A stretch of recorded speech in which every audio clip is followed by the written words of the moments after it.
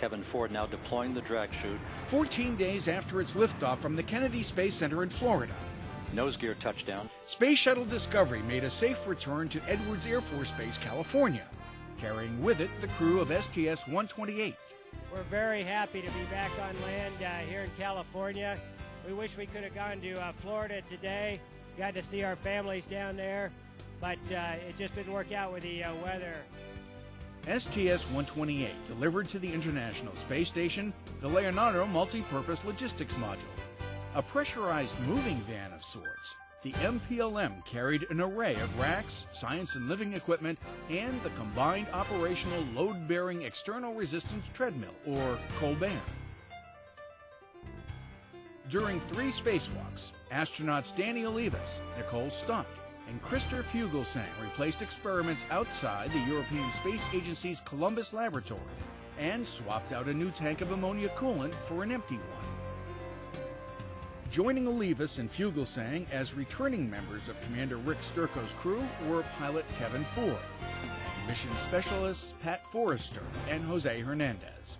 Also coming home was Tim Kopra. He was replaced by Stott on the station, where she'll spend the next 3 months. What Hubble has done, it's enabled our hearts, our minds, our spirits to travel throughout the solar system, even billions of light years, to the very beginning of time almost. The first images produced by the Hubble Space Telescope since it was refurbished last spring were unveiled at NASA headquarters. Hubble was upgraded with state-of-the-art science instruments when the STS-125 crew visited the orbiting telescope in May with Space Shuttle Atlantis. The images confirmed that Hubble is more powerful than ever and could continue doing world-class science into the next decade. We were down to 3 operating channels, instrument channels on Hubble. Today we have 13. We have 6 fully operating instruments today. The reason we're going to see the Hubble New Beginning is because all of us in this room and many around this country and many around the world have been part of Team Hubble that have helped design Hubble, fix Hubble, launch Hubble, keep Hubble operating, and I want to pay tribute to them. Among those joining Maryland Senator Barbara Mikulski for the new images unveiling was NASA Administrator and former astronaut Charlie Bolden, who piloted Space Shuttle Discovery on the STS-31 mission that launched Hubble in 1990. This great instrument has captured the imagination of people everywhere, especially the youth across our great nation and around the world. NASA scientists discussed the importance of the imagery, and the STS-125 crew made clear their satisfaction with the photographic fruits of their labors.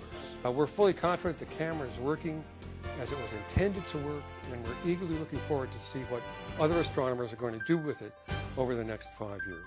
To work on a project like Hubble is really a once-in-a-lifetime opportunity. To get to do something that's really meaningful, that has a great impact to science, to help answer and help unravel some of the questions like literally where do we come from and what's our place in the universe. It's been really gratifying. And now we can kind of sit back and watch Hubble inspire others.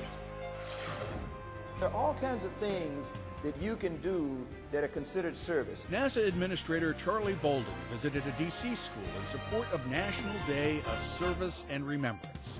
The 4th and 5th grade students at Davis Elementary heard Bolden stress the importance of science and math in their education. You've really got to study, and you have to study everything. People always ask, a lot of times people will ask me, what do I need to study to become an astronaut? And they expect that I'm going to give them a couple of subjects. Well, guess what? You need to study math and science. Those go without saying, because you need to get as much of that as you can, and you need not be afraid of it. The administrator was then joined by older students to read science-related books to the school's younger children. The Serve America Act, signed by President Obama last spring, declared September 11th National Day of Service and Remembrance. And there we have it. The Ames Research Center has been designated a 2009 Historic Aerospace Center.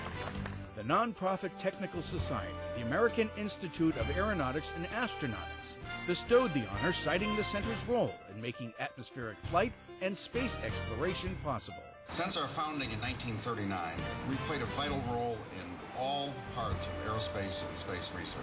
Ames has pioneered spaceflight re-entry technology, high-impact robotic explorers and other satellites, and taken up the cause of improving commercial air safety. Ames will celebrate its 70th anniversary on December 20th. And that's This Week at NASA. For more on these and other stories, log on to www.nasa.gov.